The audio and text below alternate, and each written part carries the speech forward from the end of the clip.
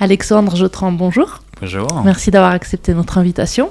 Merci pour l'invitation. Avec plaisir. Bienvenue au podcast FinTech Fair, premier podcast financier d'un genre nouveau qui donne la parole aux acteurs et innovateurs de l'écosystème financier. Vous êtes au podcast FinTech Fair, où on a l'habitude de faire venir des fintechs, mais pas que, pour comprendre le domaine dans lequel les fintechs baignent et leur quotidien finalement, et les différentes choses auxquelles elles sont confrontées. On aime bien ramener des acteurs de l'écosystème, typiquement comme vous, un avocat spécialisé dans la gestion des technologies et des données. Ça tombe bien parce que c'est de ça qu'on va parler. On va essayer de regarder ensemble finalement les aspects de tout ce qui est intelligence artificielle et la gestion des données. Pourquoi ? Parce que c'est des choses qui sont utilisées de plus en plus par les fintechs, que ce soit à travers les robots advisory ou dans le cadre de l'open banking. Et bien évidemment, dans bien d'autres cas. Et on pensait que c'était important de donner un espèce de semblant de cadre légal pour savoir les défis auxquels les fintechs doivent faire face. Donc vraiment, merci d'être là et puis merci d'avoir accepté notre invitation. On est vraiment content de vous avoir parmi nous. Grand plaisir. Les nouveaux gardiens de la paix. Oui, on peut dire ça. Parce qu'on se voit, on parle de protection des données, donc il y en a que ça peut amuser plus que d'autres. C'est clair. Alors justement, rentrons dans le vif du sujet. Oui. Par quoi est-ce qu'on commence aujourd'hui ? On commence par l'intelligence artificielle ? Quand on va parler d'intelligence artificielle, qui va nous amener à parler de données, forcément, puisqu'il y a beaucoup de données, et puis d'IT ou de TIC de manière plus générale, parce qu'évidemment, il y a plein d'acteurs qui interviennent. Donc, ouais, les technologies d'information de la communication, un peu l'IT, parce qu'évidemment, sous l'intelligence artificielle, c'est pas un robot comme ça qui existe, c'est des entreprises, des personnes qui les gèrent, et donc il y a une gestion de l'IT, de la technologie un peu que ça implique. Génial, on est impatient de commencer. Ce qu'on aime bien faire avant d'aborder les sujets, c'est de donner toujours une petite définition pour être sûr que tout le monde soit sur la même longueur d'onde. Oui. Donc, intelligence artificielle. Oui, je IA. passe. Non, la vérité, c'est qu'on ne sait pas de quoi on parle quand on parle d'intelligence artificielle. Bonne définition. Voilà, donc il y a 1000 façons de définir ça. Disons que fondamentalement, c'est le fait pour une machine, un ordinateur, de faire preuve d'intelligence. Donc voilà, je vous dis ça, vous direz, je ne suis pas beaucoup avancé, mais c'est ça. Donc c'est cette capacité de percevoir, d'interpréter son monde, de faire des prédictions qui sont des capacités qu'on donne de base uniquement aux humains, et on s'est rendu compte que les machines le faisaient assez bien. Donc ça, c'est la définition, la première définition qu'on pourrait donner. La définition qu'on voit le plus fréquemment, qui est d'ailleurs celle qui est en train d'être reprise dans cette régulation européenne sur l'intelligence artificielle, dont on pourra reparler, tourne autour on parle toujours d'une machine, évidemment, ou d'un ordinateur, d'un logiciel, et ce qui est important, c'est qu'il a une certaine autonomie. Il a une certaine autonomie qui peut être plus ou moins élevée et qui va lui permettre de prendre des décisions et avoir un impact sur le monde virtuel ou réel, en prédisant certaines choses, en interprétant, etc. Qu'est-ce que ça veut dire dans ce cadre-là, l'autonomie ? Justement, c'est là que c'est difficile, puisque finalement les ordinateurs, on les connaît depuis longtemps, on a tous des ordinateurs, et puis on a toujours une action qui va amener une réaction au fond. Donc si on appuie sur une touche, on va peut-être allumer un écran, etc. Et puis de savoir quand est-ce que l'ordinateur fait vraiment preuve d'un peu d'autonomie, c'est peut-être une question qu'il faudrait poser plutôt à un informaticien, mais c'est là toute la question, parce qu'il y a effectivement beaucoup de choses. Il y a quelques années, toujours d'ailleurs, ce hype de dire moi je suis une fintech ou une start-up dans l'intelligence artificielle, puis en fait ce qu'ils faisaient derrière, c'était plutôt simplement du code logiciel, et cette distinction entre un ordinateur classique puis un ordinateur qui est capable d'une certaine forme d'autonomie est pas très facile à faire. On se rend compte que c'est un sujet assez complexe et qu'il y a beaucoup de choses, il y a des zones grises et puis il y a encore des choses à clarifier qui vont se faire automatiquement au fur et à mesure des années. Quelles sont les problématiques que ça pose, en tout cas à l'heure actuelle ? Ouais, donc bon, de nouveau, vaste question, et il faudrait mettre en fait autour de cette table plusieurs personnes pour y répondre, parce que les problèmes ne sont pas que juridiques, donc moi c'est ceux que je connais le mieux, mais quand on parle d'intelligence artificielle, et avec les dernières intelligences artificielles qui sont sorties, hein, ces modèles génératifs, type ChatGPT, etc. Donc, on a énormément parlé de protection des données. On s'est dit, voilà, ça crée plein de problèmes de protection de mes données, qu'est-ce qui se passe, etc. Donc, ça effectivement, c'est un vrai problème qu'on pourra discuter. Mais c'est un tout petit bout. Et il y a plein d'autres problèmes. Oui, tout à fait, il y a plein d'autres problèmes. Donc, il y a déjà le risque que finalement, son intelligence artificielle ne soit pas assez robuste, pas assez fiable. Donc, ça, c'est le premier problème. Puis, il est assez simple, finalement. Ben, voilà, on veut qu'il donne des bons résultats. Donc ça, c'est un des problèmes. Et soit il peut simplement se planter et faire quelque chose de faux qu'il n'aurait pas dû faire, soit il peut faire des choses qui ne sont pas forcément fausses selon le code informatique, mais qui ne sont pas le bon résultat. C'est ce qu'on entend quand on parle de AI hallucinations, donc la possibilité qu'une intelligence artificielle va avoir des hallucinations. En fait, ce qu'on est en train de dire là, c'est que ces intelligences artificielles fonctionnent d'une certaine manière. Si on prend l'exemple de ChatGPT de nouveau, ce qu'il va faire, c'est qu'il va prendre un caractère ou un mot et il va aller définir quel est le terme suivant le plus probable. Okay ? Mais ce n'est pas forcément le plus juste. C'est le plus probable. Dans le contexte donné. Exactement. En tout cas, ouais. Donc c'est pas forcément la bonne réponse, mais c'est ce qui semblait le plus probable à la machine. Et donc ça peut l'amener à dire des choses qui paraissent complètement absurdes et qui sont fondamentalement fausses, mais en fait le code en tant que tel a fonctionné comme il devait le faire. Et c'est là où on parle d'hallucination. Pour l'instant, on en voit encore pas mal dans ChatGPT. Si moi j'essaie de rentrer des questions assez précises, il va aller me dire des choses qui sont fausses. Si je lui demande encore de préciser en disant donne-moi tes sources, il va inventer complètement des sources qui n'existent pas. C'est pas des erreurs, c'est simplement la manière dont le système fonctionne. Donc ça, c'est un problème fondamental. Et puis, je pense que petit à petit, les machines vont réussir à s'améliorer. Est-ce qu'on peut ajouter aussi le fait que les données dans lesquelles, typiquement ChatGPT va piocher sont des données du passé, donc jusqu'à l'année dernière, il me semble. Oui. Et puis que c'est un pool assez défini. Il ne va pas chercher partout. Oui, c'est assez clair. Donc la manière dont ça fonctionne, toutes les intelligences, la majeure partie des intelligences artificielles fonctionnent sur ce qu'on appelle le machine learning. C'est donc le fait de nourrir des modèles algorithmiques avec plein de données. On va leur donner plein de données, et puis ils vont cruncher tout ça, et à force, ils vont réussir à faire des prédictions. Donc justement, de dire, grâce à toutes ces informations, j'arrive à dire que le mot le plus probable après le premier, c'est celui-là. Et donc quand on parle juste de mots, ça va, on s'en sort pas trop mal.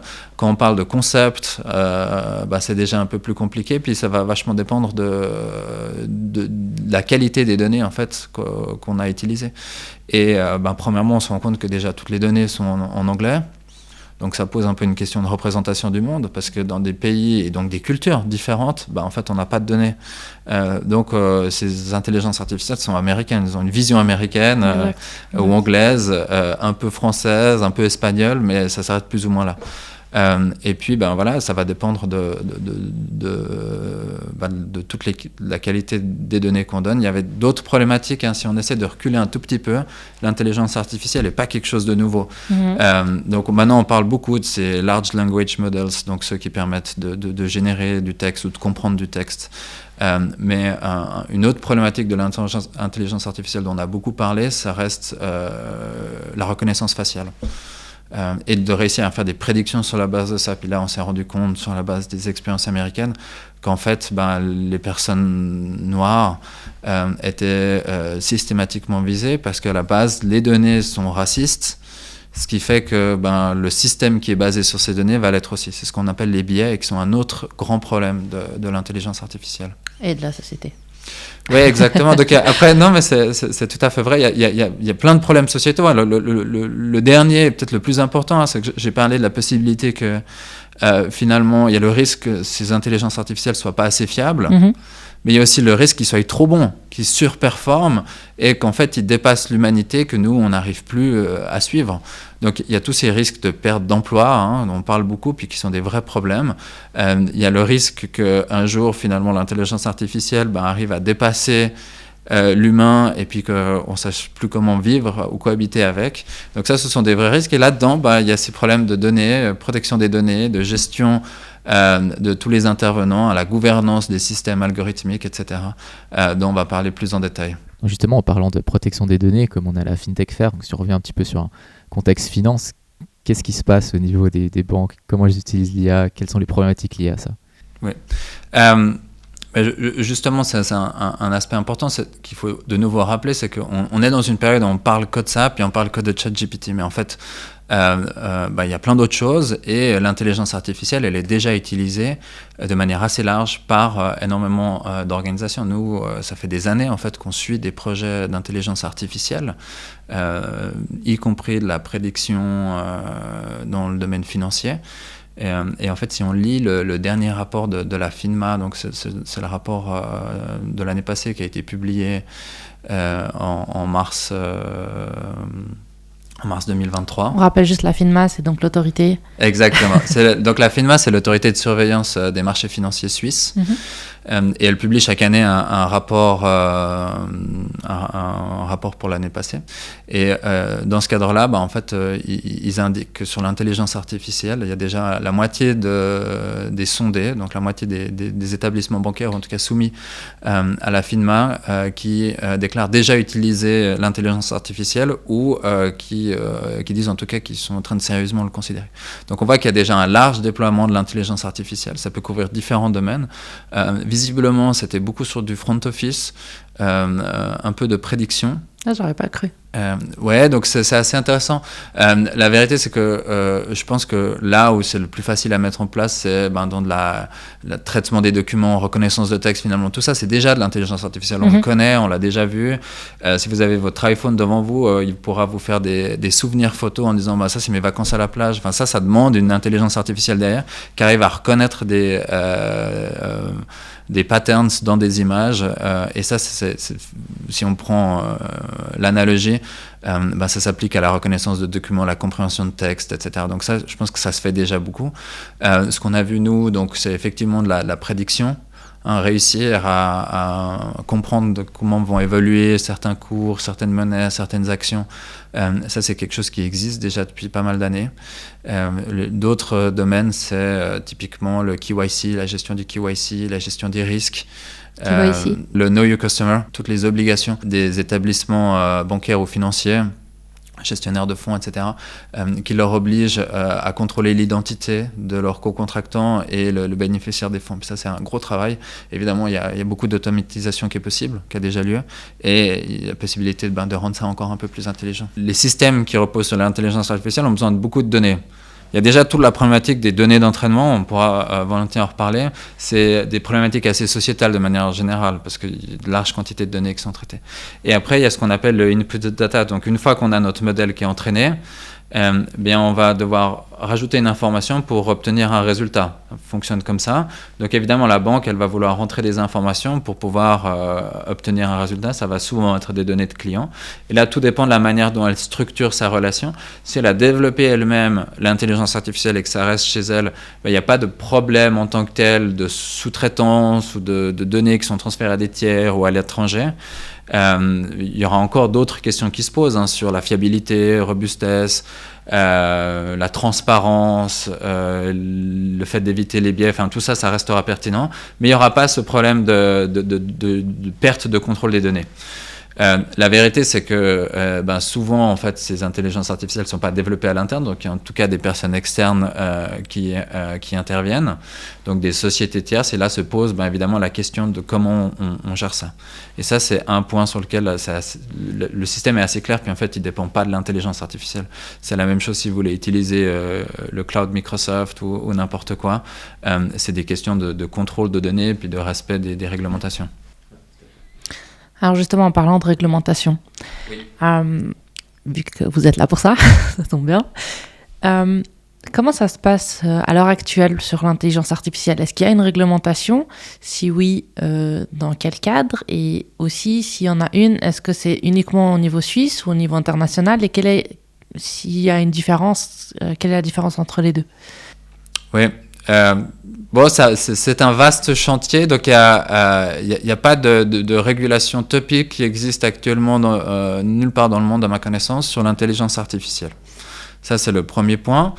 En Europe, ils sont assez avancés et ils sont en train de finaliser ce qu'ils appellent le AI Act, qui serait la régulation sur l'intelligence artificielle, qui va définir toute une série de règles en matière d'utilisation et de fabrication de systèmes algorithmiques. En Suisse, on regarde ça un peu de loin. On s'est réveillé aujourd'hui avec ChatGPT. On se rend compte qu'il peut y avoir des vrais problèmes qui se posent et que peut-être il faudrait faire quelque chose. J'écoutais des interventions récemment en disant il faudrait interdire ça, etc. Mais en fait, on n'a simplement pas de base légale derrière pour le faire parce qu'on n'a pas voulu légiférer sur la question pour le moment. Donc, il n'y a pas de base, il n'y a pas de législation spécifique sur le sujet. Ça ne veut pas dire qu'il n'y a rien. Il y a toute une série de lois qui existent ou de systèmes qui doivent être respectés. Donc, premièrement, il y a la protection des données qui va clairement fixer le cadre de ce qu'on peut faire ou pas faire en matière d'utilisation des données qui sont quand même le nerf de la guerre dans les systèmes algorithmiques. Donc ça, c'est peut-être le premier aspect. Le deuxième, c'est tout l'aspect contractuel. Donc évidemment, on va vouloir acquérir une solution auprès d'un tiers, il va y avoir un contrat, on va le fournir à nos clients, il va aussi y avoir un contrat. Donc ici, il y a déjà plein de choses qui sont prévues. Souvent, on essaie de déroger en fait aux systèmes légaux, en tout cas de les clarifier sur des questions, bien évidemment, le législateur. Donc les problématiques légales sont définies dans le Code des obligations, qui a été créé en 1907. Donc, vous voyez un peu le monde dans lequel on vivait à cette époque, mais il n'y avait ni ordinateur, ni intelligence artificielle à ce moment-là, donc il faut être un peu créatif dans la manière dont on interprète ça. Et après, il y a encore d'autres législations. Il y a typiquement la loi sur la concurrence déloyale ou les lois qui protègent les consommateurs. Un point peut-être intéressant là-dessus, c'est qu'aux États-Unis, là, il y a eu récemment un commentaire par la FTC, donc l'organisme américain chargé de protéger les consommateurs. Et la FTC a émis des directives sur le sujet de l'intelligence artificielle. Et le principal message, c'était de rappeler aux gens qui veulent mettre en place des solutions basées sur l'intelligence artificielle qu'il faut pas les survendre. Donc c'est vraiment ce message encore un peu peut-être année 2010 en disant ne dites pas que ce que vous faites c'est de l'intelligence artificielle si c'est pas le cas, même si c'en est et que vous dites que vous êtes meilleur qu'une solution non intelligence artificielle, vous devez pouvoir le prouver. Et en plus vous devez vous assurer par des analyses du risque que il n'y a pas de biais dans les résultats de votre intelligence artificielle, que de nouveau c'est question de robustness, etc. Et donc ça c'est des points assez intéressants qui doivent être pris tels quels à mon avis par les sociétés en Suisse qui voudraient aussi développer des solutions de ce type. Super intéressant, j'aimerais bien creuser un peu plus là-dessus. Oui. Quelle est la raison qui fait qu'on n'a pas de législation sur l'intelligence artificielle? Parce que je me rappelle à l'époque quand je me renseignais sur le domaine des fintech et que j'avais peu de connaissances là-dessus, ce que j'avais retenu, c'est que c'était toujours très difficile pour la loi de suivre toutes ces nouvelles technologies parce que déjà, de un, ça va très vite et de deux, il y a peu de profils qui ont les connaissances et technologiques et financières et légales. On peut avoir technologique et légale et financière, mais avoir quelqu'un qui a tous les trois, typiquement comme vous, vous êtes un oiseau rare, c'est beaucoup plus difficile à avoir apparemment. Donc est-ce que c'est une des raisons ou est-ce que c'est simplement difficile à légiférer parce que c'est le monde d'Internet et puis que ça appartient à tout le monde et à personne en même temps? Bon, je pense que c'est une des explications. Donc il y a un peu une mauvaise compréhension des sujets si on prend les personnes qui doivent décider des lois. Oui. Donc les parlements, que ce soit en Suisse ou à l'étranger, il y a peut-être jusqu'à justement très récemment un peu une méconnaissance du sujet ou un désintérêt pour les questions de l'intelligence artificielle qui étaient vues comme des sujets techniques et puis moins importants que les sujets sociétaux type mariage pour tous, enfin ces questions importantes, mais qui touchent plus directement les personnes. Donc on a eu assez peu de réglementation. Il y a d'autres raisons qui s'appliquent à ça, donc des experts, je pense qu'on en trouve quand même. Maintenant, il y a la volonté toujours d'être neutre technologiquement, en tout cas en Suisse, sur les législations. L'idée, c'est d'éviter d'être dépassé, donc de créer des cadres qui vont fixer des principes sans venir dire, voilà, c'est telle technologie qu'il faut utiliser, il faut l'utiliser comme ça, parce que le risque, c'est que dans 2 ans, on ne puisse plus l'appliquer, parce que tout simplement, tout a changé. Donc ça, c'est le deuxième volet. Puis le troisième, à mon avis, c'est aussi cette volonté de ne pas compliquer trop l'innovation. Donc évidemment, on voit toujours les réglementations, puis c'est vrai dans une certaine mesure, comme un frein à l'innovation.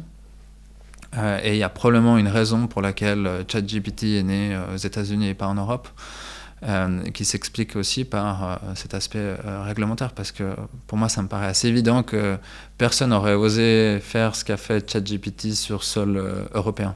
C'est vrai ? Ouais, je pense. Donc évidemment, ils n'ont pas la même culture en matière de privacy et puis protection des données que nous.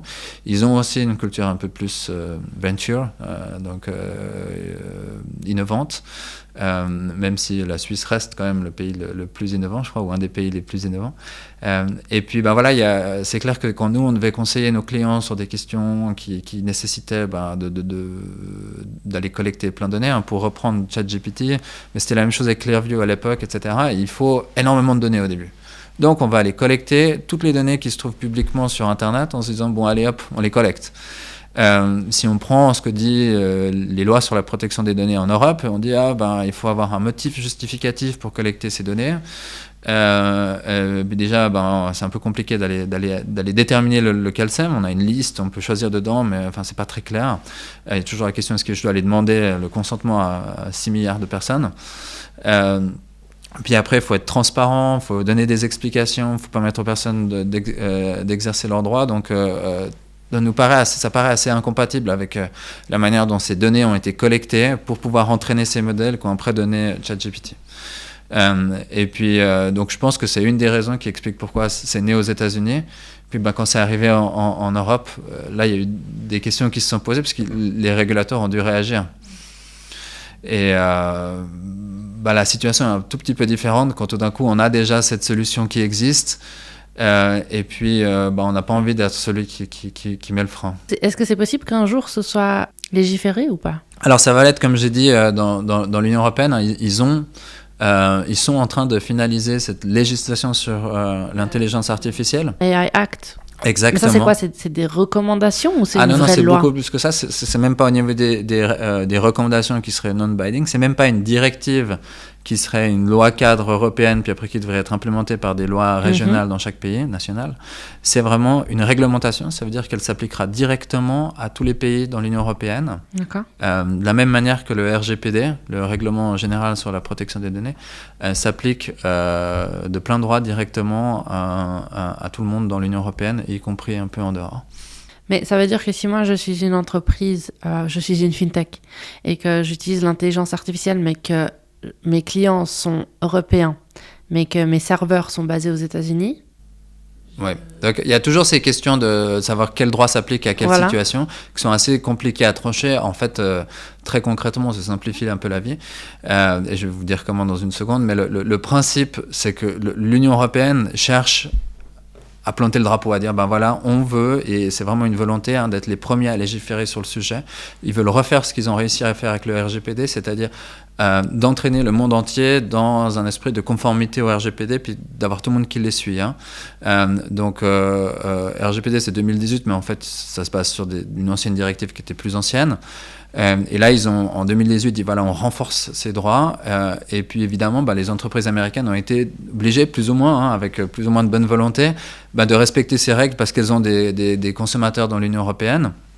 Et puis, une fois qu'on le fait, en fait, on doit mettre en place des processus Si on l'a fait pour l'Union européenne, autant le faire pour les autres aussi, puis on met quelque chose qui fonctionne un peu partout. Et donc il y a un peu ce nivelage vers le haut finalement, qui est ce que je pense l'Union européenne essaie de faire aussi avec sa législation sur l'intelligence artificielle, où ils se disent, on met ces critères, tous ceux qui veulent vendre des solutions dans l'Union européenne, où toutes les entreprises européennes vont devoir respecter cette législation, ce qui fait que même si votre marché c'est uniquement le droit suisse pour l'instant, vous allez quand même aller regarder ce qui se passe dans l'Union européenne pour voir si le jour où vous voulez l'offrir en France, vous devrez respecter les exigences. Vous allez faire quelque chose qui est compatible dès le départ, et c'est ce que déjà les gens font typiquement en matière de protection des données. On a une loi en Suisse. Mais en fait, la plupart des entreprises appliquent de facto le même standard que l'Union européenne, simplement parce que c'est plus simple à gérer. Est-ce qu'on pourrait imaginer donc très prochainement, quand on va sur ChatGPT, avant de commencer à poser une question, qu'il y aurait justement une petite fenêtre qui demande si on est d'accord de donner nos coordonnées, etc. Enfin, nos données. Ouais, alors il y a déjà beaucoup de choses pour ChatGPT, ils ont fait beaucoup d'efforts, puis on pourra peut-être revenir un peu de savoir qu'est-ce qui a fait ça. Mais ce qui est certain, c'est que ces technologies vont s'adapter à la nouvelle réglementation. Alors tout de suite, non. Donc c'est quand même un processus qui prend du temps. Ils sont déjà bien avancés, donc il y a déjà eu des votations sur le sujet au niveau du Parlement européen, mais on n'est pas encore dans la phase finale, que ce triptyque. Donc l'acte n'est pas encore finalisé. Ça va encore prendre du temps. Je crois qu'on parle de la fin de l'année ou début de l'année prochaine. D'accord. Puis après, il y aura une période transitoire, souvent assez longue, de peut-être, je sais pas, 1 an, 2 ans, 3 ans, 4 ans, pendant lequel les entreprises auront la possibilité de s'adapter avant de devoir se conformer. Donc forcément, oui, à terme, mais pas tout de suite. Mais c'est une bonne chose ou pas ? Je pense qu'on se rend compte qu'il y a besoin de fixer un cadre, et puis qu'on a quand même envie que tout le monde suive un peu les mêmes règles. Donc je ne suis pas un défenseur de la régulation pour la régulation, qui est un peu le côté européen, on aura peut-être l'occasion de parler, mais en fait, donc on parle de cette loi, on parle du RGPD, mais derrière il y a des dizaines de législations qui sont en train d'être légiférées au niveau européen. Ils ont cette digital strategy au niveau européen qui leur a fait vraiment, ça pousse comme des champignons, et même pour quelqu'un de spécialisé dans le domaine, ça devient compliqué à suivre où on en est sur chacun des sujets. Donc il y a clairement trop, je pense. Ça devient très difficile à gérer, mais d'un autre côté, on ne peut pas ignorer le fait qu'il y a quand même des besoins d'éviter des abus. On parle quand même de technologies qui ont un potentiel assez important, que ce soit positif ou négatif, et donc légiférer, ça paraît quand même assez raisonnable. Ouais. Ils devraient utiliser ChatGPT pour leur simplifier la tâche. Oui, exactement. Donc on verra si ça deviendra suffisamment performant pour permettre de comprendre les législations européennes. Sûrement, ça va être utilisé, c'est déjà utilisé pour comprendre des textes légaux, et ça fait déjà un travail qui est pas mal. Il y a toujours ce problème des hallucinations, ce qui fait qu'on ne peut jamais entièrement faire confiance aux résultats, mais il y a clairement déjà des résultats qui sont assez bons. Je pense qu'on a tous été bluffés quand on a essayé ChatGPT du niveau de performance. Je pense que c'est le moment où on s'est rendu compte, c'est vraiment tombé sur nous, êtres humains classiques, disant voilà ce qu'on arrive à faire. Alors c'est vrai que si on était initié dans le milieu, on savait déjà qu'il y avait beaucoup de choses qu'on pouvait faire. Je pense qu'on s'était déjà tous rendu compte des problèmes de la possibilité de la reconnaissance faciale, et des problèmes, parce que c'est du sujet dont on a déjà parlé, et puis d'autres qui posaient moins de problèmes, de savoir comprendre un texte, traduire des textes, etc., qui sont des choses que les intelligences artificielles ont appris à faire très bien, des choses qu'on parlait déjà. Mais je pense qu'avec ChatGPT, il y a un peu eu ce moment où tout d'un coup c'était disponible pour tout le monde, on voyait que ça fonctionnait bien. Et surtout, ils ont tout de suite proposé ces API, qui sont donc des interfaces qui permettent de connecter en fait leurs solutions à des services existants, et donc qui permet un peu d'alimenter, en fait, de mettre un peu sous stéroïdes des systèmes existants, de développer des nouveaux projets. Et là, c'est vrai qu'il y a un vrai boom. Moi, j'en ai plusieurs actuellement, des gens qui viennent nous voir en disant on veut intégrer l'intelligence artificielle à nos produits. Pour moi, la progression, elle est nette depuis cette année. Mais c'est toujours la question qu'on se pose dans le domaine des fintech et de la technologie en général. Est-ce que trop de législation, ou peut-être pas assez, est-ce que ça peut être un frein ? L'incertitude est un frein. J'en suis assez persuadé. C'est compliqué à gérer. Les entreprises n'aiment pas. Et donc, si on arrive à créer un cadre qui est suffisamment certain pour permettre aux acteurs de comprendre ce qu'ils ont le droit de faire et pas de faire, c'est positif. Ça permet aussi d'avoir après une plus saine concurrence, puisqu'on a des acteurs qui sauront que les autres jouent le jeu. Qui a été un peu le problème avec le RGPD typiquement, hein, où là on a fixé des règles qui étaient assez précises, mais peut-être un peu trop, ce qui fait que y a assez peu de gens qui les ont respectées finalement. Et donc quand quelqu'un te demande un conseil et puis tu lui dis voilà ce que tu dois faire, puis la réponse est finalement c'est pas ce que font Google, Amazon, etc. Parce que eux ont fait le choix sur certains sujets spécifiques de ne pas respecter, parce que ça leur coûtait moins cher de payer plusieurs millions d'amendes que de respecter. Et donc là, il y a eu, je pense, un problème dans la manière dont le RGPD a été appliqué. Donc là, maintenant, il a 5 ans, puis on se rend compte qu'il y a encore des choses qui ont évolué de manière un peu étrange. Puis on est arrivé dans certains domaines, typiquement les transferts internationaux, ou vraiment dans un coin où, en fait, finalement, c'est impossible de continuer à exister puis de respecter cette législation. Donc je pense que là, ça devient négatif quand on a des législations qui existent, mais qui sont difficilement applicables, et donc elles commencent à être ignorées.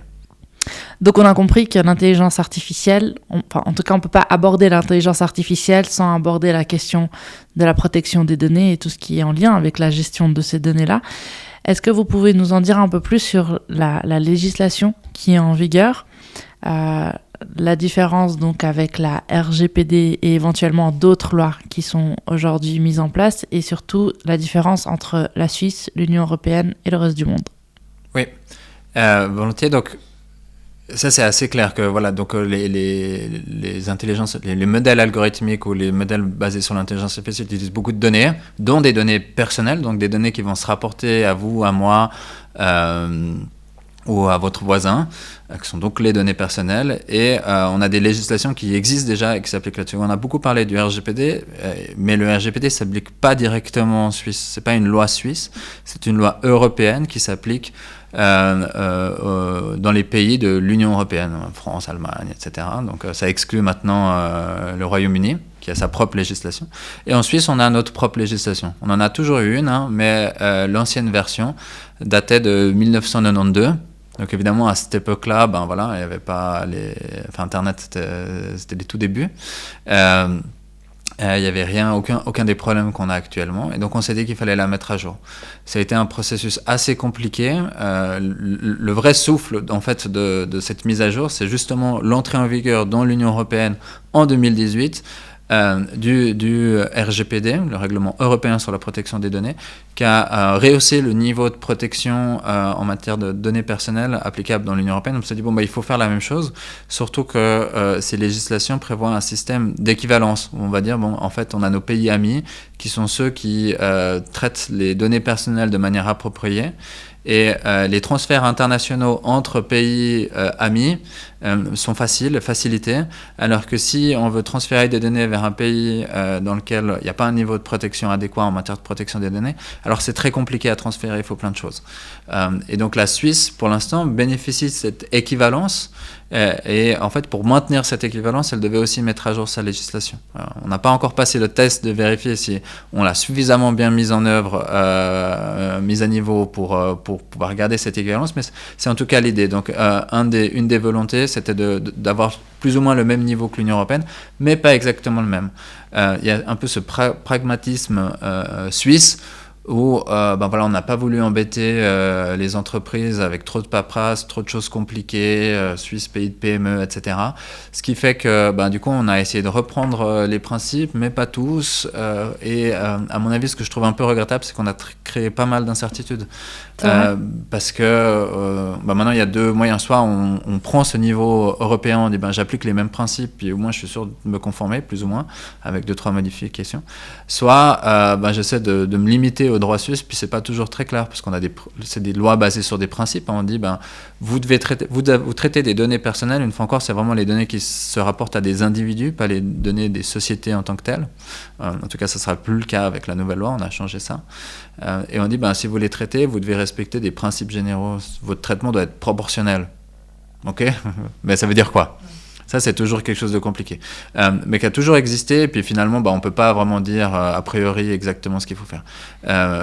Votre traitement, il doit aussi être fait pour une finalité déterminée, etc., etc. Mais après, dans l'application, sur certains principes, on a été un peu moins restrictif, notamment sur le consentement, qui est un point assez important. Donc ça devient de moins en moins important le consentement parce qu'on essaie de plus en plus de s'en passer. Mais est-ce que le fait de naviguer sur un site web est suffisant pour dire en fait j'ai consenti à l'utilisation de mes données pour qu'elles soient vendues à un service de marketing? Et puis avant, c'était le cas. On disait voilà, en fait, en naviguant sur ce site, vous consentez. Et dans le cas du RGPD, on a changé cette règle. On dit non, il faut vraiment cocher une case qui dit je consens. C'est pour ça qu'on a vu ces bannières apparaître comme ça, un peu agaçantes, dans lequel tout d'un coup il fallait tout cocher. Et en Suisse, on est resté dans une vision un peu intermédiaire. L'idée de nouveau, c'était pas on voulait pas trop compliquer les entreprises. Mais est-ce que c'est pas ça la beauté et la force de la Suisse? Ouais, évidemment, non, mais je pense qu'il y a donc de nouveau, le RGPD a allé un peu loin, puis dès qu'on essaie de l'interpréter, on se rend compte qu'on est en train de mettre des carrés dans des ronds, quoi. Il y a des choses qui ne fonctionnent pas, juste pas du tout. Et puis on voit que du coup elles sont interprétées avec plus ou moins de liberté, ces règles du RGPD.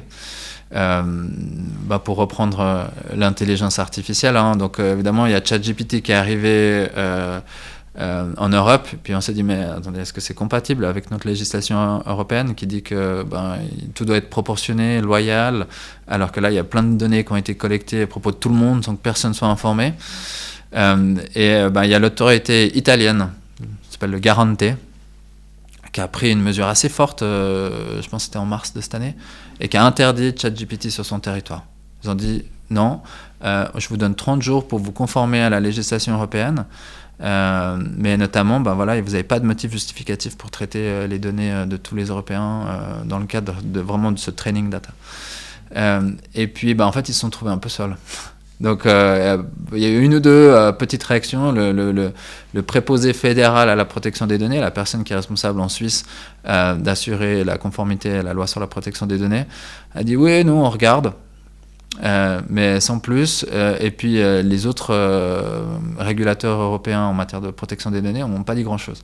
Donc ils se sont trouvés un peu isolés, et je pense qu'ils se sont rendus compte qu'ils ne pouvaient pas continuer sur cette ligne. Et du coup, ils ont corrigé le tir un mois plus tard quand ils ont reçu une réponse de ChatGPT. Alors certes, il y a eu des avancements qui ont été fournis. Notamment, il y a cette possibilité maintenant, si on va dans l'application, on peut déjà demander à ce que nos prompts, donc ce qu'on écrit, etc., nos conversations, ne soient pas utilisés pour entraîner les algorithmes de ChatGPT, qui est une vraie évolution. On peut aussi déclarer s'opposer au traitement de ces données personnelles dans le cadre de ces training data, ce qui n'existait pas auparavant, donc qui est une vraie amélioration. La vraie question, c'est de savoir s'ils vont vraiment pouvoir le faire. Et puis, un autre problème, c'est que ces législations sur la protection des données donnent des droits aux personnes. Le droit de contrôler un peu la manière dont ces données sont traitées. Vous pouvez écrire à ChatGPT et dire « ChatGPT, donne-moi toutes mes données. Je veux savoir quelles données tu traites sur moi, je veux savoir à qui tu les transfères, et puis je veux pouvoir les corriger. » Ah, c'est pas mal ça. Mais la réalité, c'est qu'en fait, vous n'obtiendrez pas vraiment de réponse. Donc, il y a déjà évidemment des gens qui sont amusés à le faire. Ils envoient une réponse un peu type. Puis surtout, ils disent pour les corriger, vous pouvez nous adresser à nous. Mais en fait, techniquement, c'est impossible de corriger nos modèles. On ne peut pas le faire, c'est trop compliqué. Du coup, le OpenAI, qui fournit ChatGPT, a répondu aux Garante italiens qui avaient interdit l'application.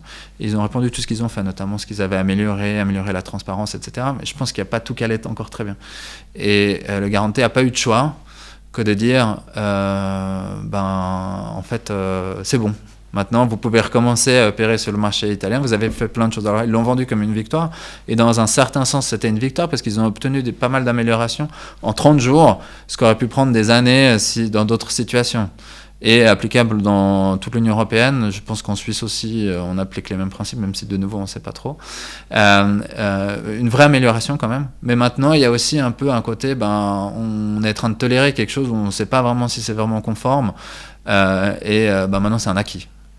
je pense que c'est un acquis que ces intelligences artificielles, elles sont là et qu'on va pouvoir développer. Donc c'est aussi très bien pour les entreprises qui veulent l'utiliser. Ça ne veut pas dire que c'est un blanc-seing, mais ça veut dire qu'il y a quand même... donc on sait que les régulateurs européens, en tout cas, ils n'ont pas dit un nom d'office. Ils ont dit, faut faire attention, on est en train de regarder, mais pas c'est interdit. Est-ce qu'on pourrait imaginer une des solutions pour être le plus en adéquation et en phase entre donc la partie législative et la partie technologique, serait de permettre aux utilisateurs de vendre leurs données, ou en tout cas de se faire payer pour pouvoir les utiliser. Et dans ce cadre-là, il y aurait un contrat. Et là, on arriverait à plus facilement... Comment dire ? On arriverait plus facilement à encadrer les choses. Bon, mais c'est déjà le cas. Fondamentalement, quand vous naviguez sur Internet, vous naviguez sur des sites gratuits. Où finalement, c'est la fourniture de vos données qui sont la contreprestation. Oui. Donc si on est un peu pragmatique, c'est comme ça c'est la seule manière d'analyser cette situation. Quand c'est gratuit, c'est vous le produit. Exactement. Mais dans l'Union européenne, ça, ils n'aiment pas du tout. Il y a ce côté, les données, c'est un droit fondamental, et on ne peut pas aliéner ou vendre ces droits fondamentaux. Mais il y a quand même une réalité. Il y a une réalité que c'est finalement ce qu'on fait. Mais donc maintenant, c'est la grande question sur Internet des paywalls. Donc de dire, c'est soit tu acceptes les cookies, soit tu dois payer une souscription. Donc tu payes 1 franc pour lire mon article, ou tu acceptes que je mette des cookies. Et donc ça, maintenant, c'est acquis aussi dans l'Union européenne que c'est un business model valable. Donc on est vraiment dans la vente de ces données personnelles. Et finalement, est-ce que c'est forcément une mauvaise chose ? Je ne pense pas. J'avais lu un article sur la possibilité que finalement on verrait les choses à l'inverse, où ce seraient les entreprises qui vous paieraient pour pouvoir utiliser vos données, et puis qu'il y aurait des gens qui pourraient en vivre, tout simplement. Ouais, il y a déjà beaucoup de gens qui vivent des réseaux sociaux. Non, mais là, c'est vraiment genre mais plus fondamentalement, il y a pas mal de business models qui sont envisageables. Je pense que ça s'est jamais vraiment encore développé. Peut-être qu'il y a déjà trop de données disponibles partout. Mais effectivement, ça serait intéressant. Par exemple, l'exemple de la télévision, finalement. On a une télévision gratuite en échange de donner ces données, quoi. Ouais, mais ça correspond déjà à ce qu'on fait sur Internet, finalement, où je ne paye pas mon média pour lire des news, mais je reçois de la pub, qui est finalement aussi déjà un peu ce qu'on avait, mais un peu la version sous stéroïde, peut-être. Ouais. C'est un petit peu ce qu'on voyait quand le 20 minutes était sorti, par exemple. Ouais, c'était le principe le journal est gratuit parce qu'il y a de la publicité. Ou alors, j'avais vu également, il y avait des vidéos virales sur Internet, c'était de l'eau gratuite, c'est-à-dire c'est des bouteilles d'eau, et elles sont gratuites parce qu'il y a une publicité sur la bouteille. Alors bon, c'est pas des données personnelles, mais on évolue finalement vers la deuxième phase où on se dit, j'ai une télé gratuite, en échange que j'accepte qu'on prenne mes données, ce que je regarde, pour me donner des publicités qui sont probablement attractives pour moi. Enfin, donc après, peut-être qu'on pourra manger gratuitement en échange de...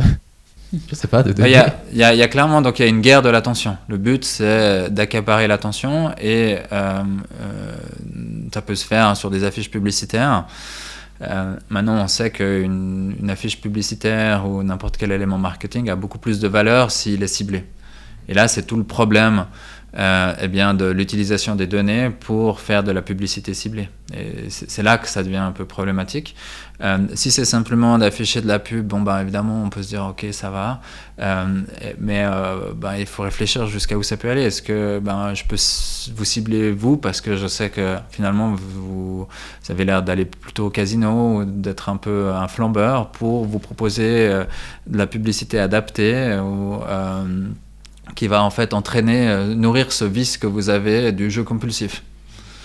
On peut imaginer après aussi d'influencer des élections politiques, comme ça c'est déjà vu, et là il y a des aspects beaucoup plus graves et importants liés à ces messages ciblés en fait. Ouais. Bien sûr, on peut imaginer, on va manger dans un restaurant et on choisit son menu. Donc par exemple, si je prends un hamburger, je m'assieds à une table et là il y aurait de la publicité autour de moi qui serait ciblée avec la reconnaissance faciale. On dira c'est Lorenzo qui est à la table, alors Lorenzo avec son adresse IP, il va sur ce type de site, alors je lui montre des publicités pendant qu'il mange, et je mangerai gratuitement, mais en regardant de la publicité ou en écoutant des messages politiques, ou voilà, je devrais en fait voir comme une télévision. J'ai pas le droit de changer de chaîne, Et après, je peux pas cliquer sur un bouton, puis acheter le produit, et reconnaissance faciale, je paye, ou des choses comme ça. Exactement. Une évolution tout à fait probable. Le bel avenir de notre monde. Bon, l'avantage, c'est qu'on mourrait plus de faim. Ouais. C'est toujours du bon. Non, donc le grand problème, hein, puis c'est aussi un des problèmes avec sociétaux des intelligences artificielles, c'est la perte de contrôle de ses choix. C'est de plus, en fait, parce que évidemment, donc notre cerveau est un peu limité, il a été créé il y a très longtemps, il a peu évolué depuis finalement, alors que les intelligences artificielles, elles se développent tous les jours et elles arrivent à hacker notre cerveau aux bons endroits. Et donc toutes les technologies basées sur du machine learning ou l'intelligence artificielle de manière plus générale qui visent à modifier la manière dont on pense, on interagit, on communique, on prend des décisions, présentent un niveau de danger qui est plus important. Et pour reprendre cet acte de l'Union européenne sur le sujet, en fait, ils ont décidé de classer les intelligences artificielles en fonction de leur niveau de risque. Et certaines intelligences artificielles ont un risque inacceptable et seront interdites. Il y a la police prédictive, mais aussi d'autres exemples justement dans lesquels on veut influencer le comportement des personnes à des fins négatives, ou à des fins, il faudra encore définir ça.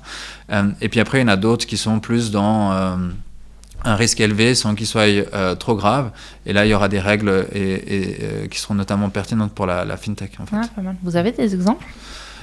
Oui, donc l'exemple type, hein, c'est l'analyse de la solvabilité, qui pose pas mal de questions. Évidemment, c'est hyper intéressant pour une fintech ou pour une banque ou une institution de prêt de réussir à mieux comprendre quand allouer un prêt. C'est-à-dire, voilà, je vais allouer un prêt en fonction de ces critères-là. Donc, ça peut être très simple. Hein, ça peut être, tu me mets tes données financières, ton âge, etc. Puis après, moi, j'ai des critères, puis j'ai une réponse oui, non.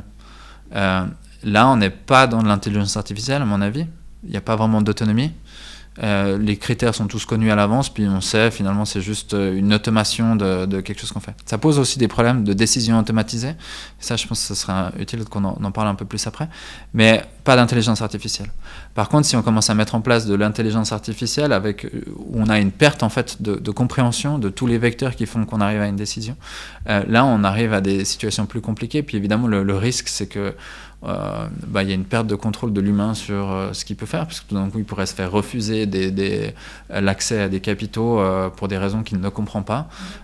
Et donc dans cette législation sur l'Union européenne, on a classifié ça dans du niveau de risque élevé, ce qui va impliquer des exigences assez lourdes en matière de transparence, d'explicabilité, d'assurance de l'exactitude, etc.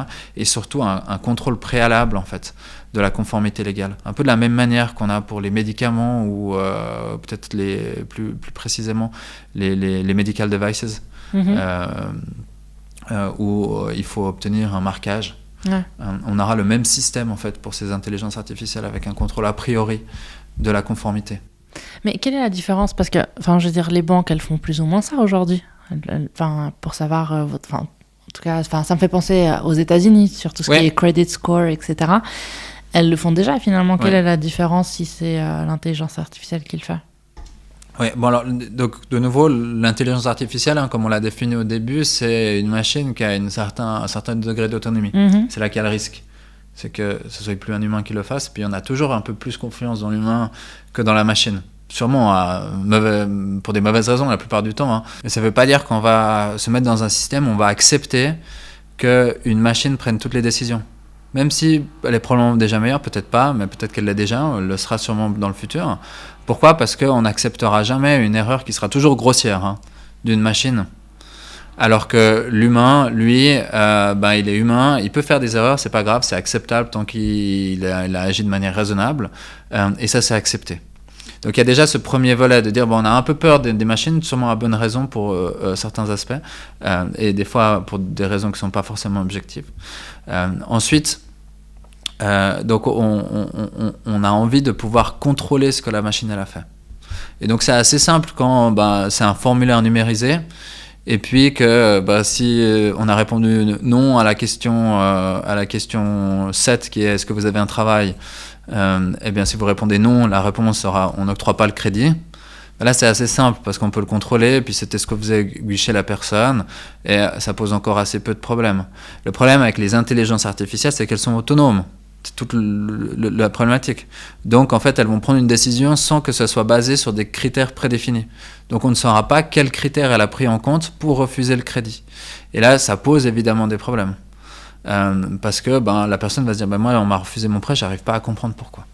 Ce qui ne veut pas dire aussi qu'il n'y a pas de règles actuellement, donc c'est déjà fait, mais en fait les législations sur la protection des données ont déjà intégré dans leur corpus des règles sur ce qu'on appelle les décisions automatisées. Et ça, c'est des règles qui existent déjà. En tout cas, elles existent déjà dans l'Union européenne et elles viennent d'entrer en vigueur en Suisse avec la nouvelle loi sur la protection des données. Donc on a des règles qui définissent certaines exigences en lien avec des décisions automatisées, c'est-à-dire des décisions qui sont prises entièrement par une machine et qui ont des effets juridiques ou similaires sur les personnes. Donc pour donner un exemple, c'est justement cette analyse de la solvabilité. Donc on peut mettre en place actuellement des solutions informatiques qui vont permettre de déterminer oui/non la décision j'octroie un crédit ou de combien sur la base d'informations qu'on aura rentrées, son salaire, etc. On pourra imaginer plein de composants dans l'entrée, puis on arrive à un résultat. On peut les mettre en place, mais fondamentalement, il y a ce droit, en tout cas, qu'un humain vienne expliquer la décision. Ce qui veut dire qu'on peut la mettre en place par une machine, mais qu'en fait, il faudra pouvoir expliquer la réponse à un humain, de savoir exactement qu'est-ce que ça a été fait. Dans l'Union européenne, on va un tout petit peu plus loin, puisqu'on dit même qu'en fait, on a un droit fondamental à refuser une décision prise par une machine. Sauf dans certains cas spécifiques. Et dans ces cas-là, il faut qu'on puisse assurer qu'un humain puisse intervenir, toujours ce human in the middle, en pensant qu'il sera plus performant qu'une machine, ce qui ne sera pas forcément le cas, mais toujours ça rassure d'avoir un humain qui intervient. Donc, décision automatisée, possible actuellement, mais déjà soumis à des règles. Et peut-être à l'avenir des règles encore plus strictes si on est dans de l'intelligence artificielle. C'est ce que je disais tout à l'heure, c'est que finalement l'intelligence artificielle, et ça je l'ai dit dans plusieurs émissions, ça force l'humain à revenir ça force beaucoup de métiers, en tout cas, à se concentrer sur le conseil. Oui. Donc, tant que ce qu'on demande à l'intelligence artificielle n'est pas justement du conseil, et ça c'est un des domaines dans le domaine de la finance, c'est le conseil. Donc c'est des recommandations de placement, etc. en fait, qu'il peut faire tout seul. Donc on peut avoir des banques entièrement dématérialisées sans aucun contact avec une personne humaine. Et là ça pose de manière un peu plus générale la question de la place de l'humain. Puis c'est pas de la science-fiction. Enfin, moi, pour pas les citer, j'ai fait un compte sur Swissquote il y a quelques années avec leur robot advisor. J'ai jamais parlé à un humain. Ça peut être un peu agaçant des fois. Ouais, donc alors en l'occurrence ils ont un support qui fonctionne, donc c'est vrai que dans ce cadre-là j'ai dû parler à un humain, j'avais perdu mon mot de passe, mais hormis ça, on a un contrôle de l'identité qui se fait entièrement en ligne. De mémoire, il y a quand même un humain qui intervient parce que on le voit virtuellement, mais en fait à terme on pose la question si on aura besoin. Et puis après, finalement, la stratégie de placement, etc., tout se fait sur la base d'algorithmes. Et puis, on ne voit pas du tout d'humain. Je pense que dans les années à venir, la différence, c'est qu'on aura tous accès au même dispositif technologique. Il y aura juste des personnes qui voudront payer un peu plus cher pour avoir l'aval de l'humain. Oui. Mais ce qui repose, la question de la valeur ajoutée de l'humain dans tout ça, quoi. Exactement. Et à juste titre, on peut de plus en plus se la poser dans certains aspects. Et donc il va falloir aussi se déplacer un peu, repenser sa fonction, son rôle, sa valeur ajoutée dans la société ou dans le cadre des relations avec ses clients, qui sont des question hyper pertinente actuellement. Je pense que c'est déjà le cas en droit. Il y a déjà des sites où si on a une question, on peut aller la poser.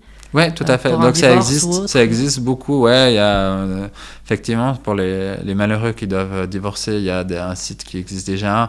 Il y a plusieurs sites qui existent en matière de conseils où on peut demander. En l'occurrence, on a en général accès à un avocat quand même. Donc c'est un peu de la mise en relation d'avocat. Je connais pas encore de site fonctionnant entièrement sur la base de l'intelligence artificielle. Un des problèmes, c'est qu'on n'a pas la base de données suffisante actuellement pour entraîner correctement des algorithmes à répondre à des questions de droit suisse. Simplement une question de masse des données.